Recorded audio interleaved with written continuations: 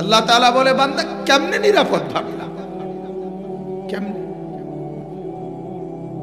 কেমনে? কুরআনুল কারীম আল্লাহ বলেন, ওয়া কাম মিন কারিয়াতিন আহলাকনাহা, আরে বান্দা আমি তো ইতিপূর্বে বহু জাতি, বহু এলাকা, বহু অঞ্চল আমি ধ্বংস করে দিছি, তুই কি শোনো নাই? আমি তো নতুন আযাব দেই না। ফাজাআহা বাসুনা বায়াতান আও হুম কাইলুন, রাত গভীরে ঘুমেছিল, আমি ধ্বংস করে দিছি। দ্বীপ প্রহরে, দুপুর বেলা, কাইলুলা, কাইলুলা যেটা একটু শোয় না, দুপুর বেলা খাবার খেয়ে আল্লাহ বলেন দুপুর বেলা একটু শুইছিল, আমি ধ্বংস করে দিছি, আমি ধ্বংস করে দিছি। এজন্য বাপ মূলত প্রতি মুহূর্তে নিজের উপরে নিজে পেরেশান হয়ে ভাবা উচিত, হায় আমার হালাত কি। ওয়ালতানজুর নাফসুম মা কদ্দামাত লিগাদ, আল্লাহ তাআলা বলেন প্রত্যেকেই ভাবো, প্রত্যেকেই ভাবো আগামীকাল কিয়ামত, আজ কি পাঠাইছো আখিরাতের জন্য। মা কদ্দামাত, কি পাঠাইছো আজকে? আজকের সারা দিনে পুঁজি পান পাঠাইছো কয় খিলি? সুবহানাল্লাহ পাঠাইছো কয়বার? আজকের সারা দিনে মোবাইল রিসিভ করছো কয়বার? আরশে আজিমের মালিকের সেজদা করছো কয়বার? হিসাব লাগাও। মুসলমান আমিও হিসাব করি, আপনারাও করেন, আমিও ভাবি, আপনিও ভাবেন, আমিও ভাবি, আপনিও ভাবেন। পুরা জিন্দেগি আমাদের ইমতিহান, দারুল ইমতিহান। আমাদের 24 ঘন্টার জীবন পরীক্ষার ঘর।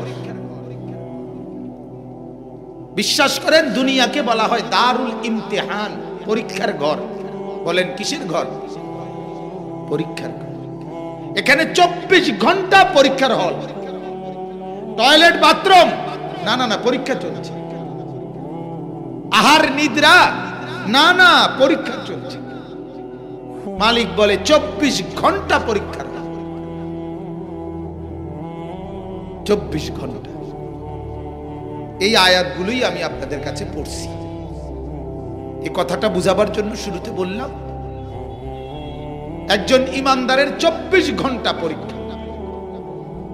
টয়লেট, বাথরুমে আল্লাহ তাআলা পরীক্ষা নিচ্ছে, বাম পায়ে ঢুকতেছে কিনা। বুঝেন নাই? পরীক্ষা চলতেছে, ঢুকবার সময় দোয়া পড়ছে কিনা। পরীক্ষা চলতেছে, ভিতরে ঢুকে ঢিলা কুলুক ব্যবহার করছে কিনা। পরীক্ষা চলতেছে, সঠিকভাবে পানি ব্যবহার করে পবিত্র হচ্ছে কিনা। পরীক্ষা চলতেছে, বের হওয়ার সময় ডান পাও দিয়ে বের হচ্ছে কিনা।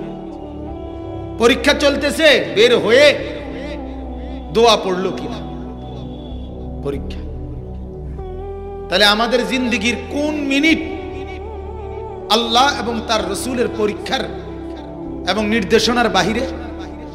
খাওয়ার শুরুতে পরীক্ষা চলতেছে, 2 হাত কবজি পর্যন্ত ধুইতেছে কিনা, দোয়া পড়ছে কিনা, দস্তরখান বিছাইছে কিনা, খাবারের মাঝে মাঝে দোয়া পড়ছে কিনা, খাবারের শেষে দোয়া পড়ছে কিনা। এজন্য আমরা 24 ঘন্টা দারুল ইমতিহান। আর পরীক্ষার হলে কেউ গাফেল হয় না। কথা বলেন না? পরীক্ষার হলে কি হয় না বলেন? পরীক্ষার 3 ঘন্টা কি হয় না? গাফেল হয়। এজন্য আল্লাহ কুরআনুল কারীমে বলছে, ইমানদারকে আল্লাহ যেন অনুরোধ করে বলছে, অনুরোধ করে বলছে, বান্দা প্রয়োজনে মনে মনে জিকির কইরো, প্রয়োজনে নিঃশব্দে, শব্দ ছাড়া জিকির কইরো, প্রয়োজনে হালকা আওয়াজে জিকির কইরো, কিন্তু তোমাকে আমি আল্লাহ বললাম, ওয়ালা তাকুম মিনাল গাফিলিন, কিন্তু গাফিল হইও না। কি হইও না? ইমানদার গাফিল হয় না। ইমানদার কি হয় না বলে? গাফিল হয়। ইমানদার গাফেল হতেই পারে না, গাফেল ইমানদার হতেই পারে না, ইমানদার গাফেল হতেই পারে না। উভয়টা বলছি, কিন্তু কথা বুঝছেন। গাফেল কি হইতে পারে না, ইমানদার হইতে পারে না। বলেন কি হইতে পারে না? আর ইমানদার কি হইতে পারে না? দোনো দিকে বললাম। কোরআনুল কারীমে আল্লাহ তাআলা বলেন, কাফেরের কুফরি কারণ হইল গাফলত, মুশরিকের শিরিক কারণ হইল গাফলত, বেদাতির বেদাত কারণ হইল গাফলত, ফাসিকের কবিরা গুনাহ কারণ হইল গাফলত, মুনাফিকের নিফাক গাফলত। আল্লাহ বলেন যত নাফরমানের যত নাফরমানি সবটার কারণ একটা, আমি আল্লাহ থেকে গাফেল। কিসের থেকে গাফেল? আখিরাত থেকে গাফেল, জাহান্নামের ভয় থেকে গাফেল, জান্নাতের আশা থেকে গাফেল, কবরের আযাব থেকে গাফেল, আমার কাছে আসতে হবে এই কথার থেকে গাফেল, হাসরের মাঠে দাঁড়াইতে হবে এটার থেকে গাফেল, মিজানের পাল্লায় আমলনামা ওজন হবে এটার থেকে গাফেল, 24 ঘন্টা আমার ডানে বামে লেখা হচ্ছে এই অনুভূতির থেকে গাফেল, ফুলসিরাত পার হইতে হবে এটার থেকে গাফেল। যদি গাফেল না হতো 1 সেকেন্ড সে অসতর্ক হইত। এজন্য মুমিনের ইমানদারের কোনো বিশ্রাম নাই, মুমিনের কোনো বিশ্রাম নাই। আমাদের পাকিস্তানের এক বড় বুজুর্গ আছেন, হযরত মাওলানা জুলফিকার আহমদ নকশবন্দি দামাত বারাকাতুহু। হযরত বলেন, মুমিনের দুনিয়া মেহনতের, মুমিনের কবর বিশ্রামের, মুমিনের জান্নাত আরামের। মুমিন মেহনত করবে দুনিয়ায়, একটু বিশ্রাম করবে কবরে, আর পূর্ণ আরাম করবে জান্নাতে।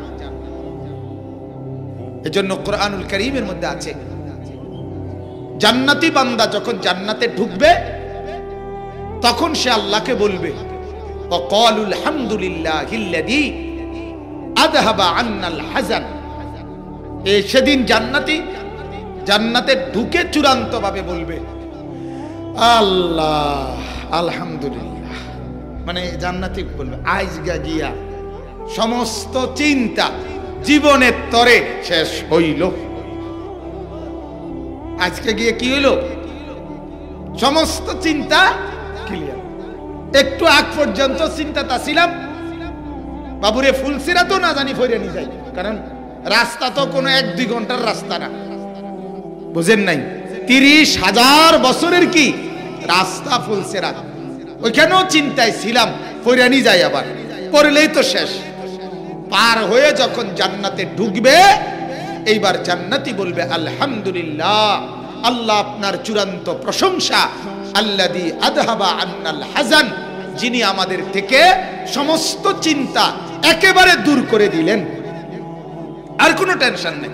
ইন্না রাব্বানা লাগাফুরুন শাকুর আল্লাযী আহাল্লানা দারাল মুকামাতি মিন ফাদলিহি। আজ থেকে আল্লাহ তাআলা আমাদেরকে আর মুসাফির হব না, এবার মুকিম, দারাল মুকামা, এখন থেকে চিরস্থায়ী অবস্থানের ঘরে চূড়ান্ত ভাবে আল্লাহ তার দয়ায় বরাদ্দ দিয়ে দিলেন। জান্নাতে তো মুসাফির না যে কয়দিনের লাগে না, মুকিম। জান্নাতে কি বলেন না, মুকিম, মুকিম মানে স্থায়ী, স্থায়ী করে দিন। এজন্য আমার বাপ, সময় একদমই কম, ওয়াজের সময়ও কম, জিন্দেগির সময়ও কম, দুনিয়ার সময়ও কম। গাফিল না হও, ঠিক আছে না? ইনশাআল্লাহ সারাটা ক্ষণ গোটা পৃথিবী এলোমেলো হয়ে যাক, আপনি ইমানের উপরে থাকেন। গোটা পৃথিবী গুনার মধ্যে ডুবাও, গুনার সাগরের মধ্যে উথাল পাতাল করুক, আপনি ইমানের উপরে থাকেন, আপনি সাজদার উপরে থাকেন। ইয়া আইয়ুহাল্লাযীনা আমানু আলাইকুম আনফুসাকুম, সূরা মায়েদার আয়াত। আল্লাহ বলেন, হে ঈমানদার, তুমি তোমার নিজেকে মজবুত ভাবে ধরো। আলাইকুম আলজিমু, তুমি তোমার নিজেকে মজবুত ভাবে ধরো। লা ইয়াদুররুকুম মান দাল্লা ইদা হাদাইতা।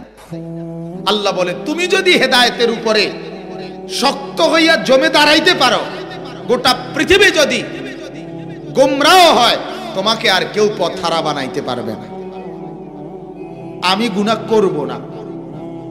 আমার শায়েখ আল্লামা মুফতি মুশতাকুন নবী সাহেব মাঝে মাঝে জোশে উঠলে কয়, আপনারা জিকির করেন আর নাই করেন, আমি করব। ওরা এমনি কয় দেখি, মানে জোশ উঠলে এমনি, আমি করবই, আপনারা করেন আর না করেন। বলতে বলতে বলতে শেষে এইটা করে, আমি জিকির করবই। তো ঠিক শেষ পর্যন্ত আমাকে এটা বলতে হবে, মাওলা আমি তোমার বন্দেগী করবই করব। বলেন ইনশাআল্লাহ। আল্লাহর নবী সাল্লাল্লাহু আলাইহি সাল্লামকে হযরতে হুযাইফাতুল ইয়ামান রাদিয়াল্লাহু তাআলা আনহু জিজ্ঞেস করছিলেন, লম্বা হাদিসের অংশ, জিজ্ঞেস করছিলেন, ইয়া রাসূলুল্লাহ, যদি কোন মানুষ হকের উপরে কায়েম, এরকম কোন জামাত শেষ পর্যন্ত যদি কেউরে না পাই, তখন কি করব? আল্লাহর নবী সাল্লাল্লাহু আলাইহি সাল্লাম তখন বলছেন, প্রয়োজনে আন তাআদ্দা বিআসলি শাজারাতিন, প্রয়োজনে তখন গাছের গোড়া, গাছের শিকড় কামড়াইয়া ধইরা এরপরেও তুমি হকের উপরে একা হলেও স্থির থাকবে। এরপরে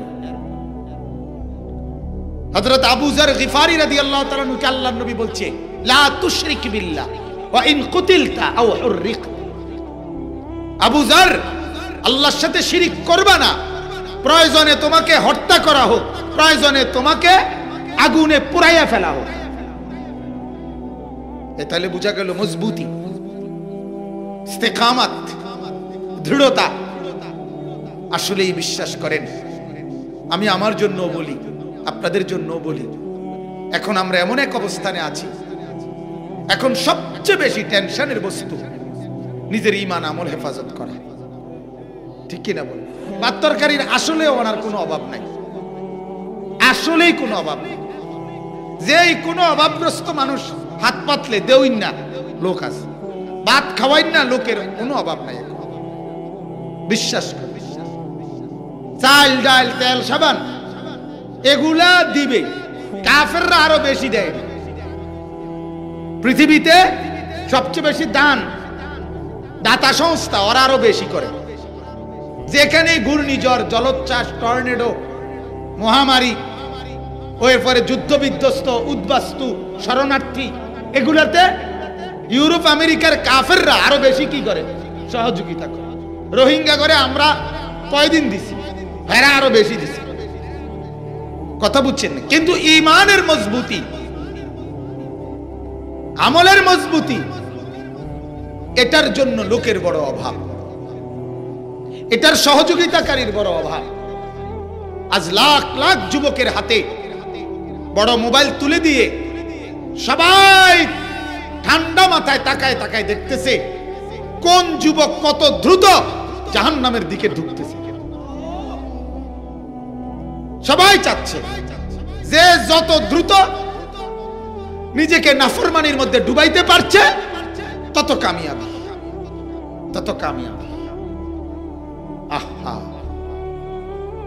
এজন্য বাপ আমরা পরীক্ষা দিচ্ছি, আমরা ঈমানের দাবিতে আমাদেরকে পরীক্ষা দিতে হবে। পরীক্ষা চলছে, কিন্তু পরীক্ষা কি চলতেছে। এই আয়াতের তরজমা এবার শুনেন কি বলে আল্লাহ। সূরা আনকাবুত, সূরা আনকাবুতের 5টি আয়াত, কোরআনুল কারীমের 20 নম্বর পারা 29 নম্বর সূরা, সূরা আনকাবুতের প্রথম 5টি আয়াত আমি তেলাওয়াত করেছি। লম্বা তাফসীর, লম্বা ব্যাখ্যা, কোনোটাই উদ্দেশ্য না। বললাম না শুধু হুজুরের আদেশে অংশগ্রহণ করা, একটু বলাটাও মুজাকারা, অর্থাৎ মনে করায় দেওয়া, যেন আমিও ভালো হই আপনারাও ভালো হন। ঠিক কিনা বলেন? নিজেদের মধ্যে এই আলোচনা শুধু স্মরণ করায় দেওয়া। আল্লাহ তাআলা বলেন সূরা আনকাবুতের মধ্যে, আনকাবুত অর্থ হলো মাকড়সা। অর্থ কি বলেন? মাকড়সা। পৃথিবীতে সবচেয়ে দুর্বল ঘর যার, তার নাম হলো মাকড়সার ঘর। কি বলেন? মাকড়সার ঘর দেখছেন না? কিন্তু খুব সুন্দর করে ডিজাইনেবল ঘর বানায়, খুব চমৎকার করে, খোপ খোপ করে। একটা ড্রয়িং রুম, একটা ডাইনিং রুম, একটা কিচেন রুম, একটা দুইটা বাথরুম, মনে করেন ছোট ছোট করে করে বানায় সুন্দর করে।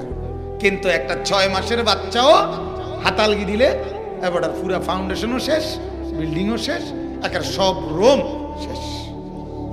ঠিক কিনা বলেন? তো আল্লাহ তাআলা বলেন এই সূরার মধ্যে, আল্লাহ পাক রব্বুল আলামিন বলেছেন, এই সূরার লাস্টে কথাটা আছে, মাসালুল্লাযীনা ইত্তাখাযু মিন দুনিল্লাহি আউলিয়া কামাসালিল আনকাবুত ইত্তাখাযাত বাইতান। আল্লাহ বলেন আমি আল্লাহকে বাদ দিয়ে যে যেটাকে বন্ধু বানায় নিছ, সে যেন মাকড়সার ঘর বানাইছে। কি বানাইছো? মাকড়সার ঘর। ইত্তাখাযাত বাইতান, যে মাকড়সা ঘর বানালো। আর ওয়া ইন্না আওহানাল বুয়ুত লা বাইতুল আনকাবুত লাউ কানু ইয়ালামুন। আল্লাহ বলেন আর এটা মনে রাখবা, এটা মনে রাখবা, পৃথিবীর সবচেয়ে দুর্বল ঘর মাকড়সার ঘর। এটা আল্লাহ বলছে। তাহলে আল্লাহকে বাদ দিয়ে 60 বছরে একটা সেজদা, একটা হালাল হারামের কোনো তোয়াক্কা করলা না, নামাজ রোজা বন্দিগির কোনো তোয়াক্কা করলা না, কিস্তি নিয়া, সুদ নিয়া, ঘুষ নিয়া, সিটারি, ধোকা, প্রতারণা, বহুভাবে দিবানিশি মেহনত করে 60 বছরে যেই প্রাসাদ, যেই বিল্ডিং সাজাইলা, যেদিন সব রুম স্যাক দিয়া দেখলা আর কোনো কাজ বাকি নাই, টাইলসও লাগানো শেষ, বাথরুমের বদনাড়া পর্যন্ত সেটিং করা হয়েছে, সোফা, খাট, ফার্নিচার সব ঠিক করা হয়েছে, রব্বুল আলামিন বলে মালাকুল মউত এখনই নিয়ে আসো, যাও। এক নিমিষে 60 বছরের মেহনত উড়ায় দেয়। ঠিক না? এজন্য এটা ভাবা উচিত, আল্লাহকে বাদ দিয়ে, সেজদাকে বাদ দিয়ে, গোলামিকে বাদ দিয়ে, হালাল বাদ দিয়ে, আল্লাহর বন্দিগি বাদ দিয়ে যে যেটার মধ্যে ডুবে গেলেন সে মাকড়সার ঘর বানাইতেছেন। কি বানাইতেছেন বলেন? তামসা করতেছেন, তামসা। ওয়ামাল হায়াতুদ দুনিয়া ইল্লা লাহবুন ওয়া লাইব। তামাশা। আল্লাহ বলে দুনিয়ার জীবনটা তামাশা বান্দা, খেলাধুলা, খেলাধুলা। হ্যাঁ, লোকটা বিল্ডিং বানায় আর শাজিম থেকে আমার মালিক যেন হাসতে হাসতে বলে ওমা কিরে এতে দেখি তামসা না করে, তামসা না করে। কিরে বেটা সেজদা কই? ফানি দিতে দিতে বিল্ডিং এ ইট ভিজাইতে ভিজাইতে নামাজের ওয়াক্ত শেষ। আছে না? ইট ভিজাইতে ভিজাইতে নামাজের ওয়াক্ত শেষ। আল্লাহ আমাদেরকে মাফ করে দেন। আল্লাহ তাআলা বলেন আলিফ লাম মিম, 3টি অক্ষরে এর অর্থ আল্লাহ তাআলাই ভালো জানেন। কে ভালো জানেন? এখন যেহেতু সময় নাই এর কোনো ব্যাখ্যা করছি না। ব্যাখ্যা এটাই যে এগুলোর প্রকৃত অর্থ, একমাত্র অর্থ আল্লাহ তাআলাই জানেন। এরপরে আল্লাহ কি বলছে একটু মনোযোগ দিয়া শুনেন, শুধু তরজমা শুনতে হবে। আল্লাহ তাআলা বলেন আহাসিবান নাসু আন ইউতরাকু আন ইয়াকুলু আমান্না ওয়া হুম লা ইফতানুন। আল্লাহ বলেন ও মানুষেরা, তোমরা কি এই ভেবেছো যে তোমরা শুধু মুখে বলবে আমান্না, আমরা ঈমান আনলাম, আমরা মুমিন, আমি মুসলমান, আমি ঈমানদার। ভোটার আইডি কার্ড দেখেন, ধর্ম ইসলাম লেখা। আমার বায়োডাটা দেখেন, ধর্মের পাশে ইসলাম লেখা। দেখেন নালে নালে এখানে লিখছে কেন? আমি মুসলমান না হলেই লিখছে। কথা বুঝেন? আল্লাহ বলে তোমরা কি এই ভেবেছো যে তুমি শুধু মুখে বলবা আমি মুমিন, আমি ঈমানদার, আমি মুসলমান, আর ওয়াহুম লা ইফতানুন, আমি আল্লাহর পক্ষ থেকে তোমাকে কোনো পরীক্ষা করা হবে না, এমনিতেই মুখের স্বীকারোক্তিতে, মুখের উচ্চারণেই আমি আল্লাহ তোমাকে ছেড়ে দিব, এই ভাবছো না? আল্লাহ জিজ্ঞেস করছে, তো জবাব দেন যে হ্যাঁ এটাই ভাবছেন কিনা, জবাব দেন না কেন? হ্যাঁ না না একটা কোন? আল্লাহ তাআলা কুরআনুল কারীমের আরেক জায়গায় বলছেন, আম হাসিবতুম আন তাদখুলুল জান্নাহ ওয়ালাম্মা ইয়ালামিল্লাহুল্লাযীনা জাহাদু মিনকুম ওয়া ইয়ালামাস সাবিরিন। তোমরা কি এই ভেবেছো যে শুধুমাত্র মুসলমান বললেই আমি তোমাদেরকে জান্নাতে ঢুকায় দেব? অথচ এখনো কারা কারা আমার রাস্তায় দ্বীন ও ঈমান টিকাইয়া রাখার জন্য কি পরিমাণ যুদ্ধ, জিহাদ, সংগ্রাম, মুজাহাদা, মেহনত, পরিশ্রম কয়ে কদ্দুর করছো এখনো আমি দেখিই নাই। কে কদ্দুর ইসলাম মানার জন্য সবর করছো এটা আমি এখনো দেখিই নাই। এর আগেই তোমার আমি জান্নাত দিয়ে নিব এই নি ভাবছো। আরেক আয়াতে আল্লাহ তাআলা বলেন, আম হাসিবতুম আন তাদখুলুল জান্নাহ ওয়ালাম্মা ইয়াতিকুম মাসালুল লাযীনা খালাউ মিন ক্বাবলিকুম মাসাতহুমুল বাসাউ ওয়াদ-দাররাউ ওয়া যুলজিলু হাত্তা ইয়াকুলার রাসূল ওয়াল লাযীনা আমানু মাআহু মাতা নাসরুল্লাহ। আল্লাহ বলেন, আরে কি ভাবলা তুমি?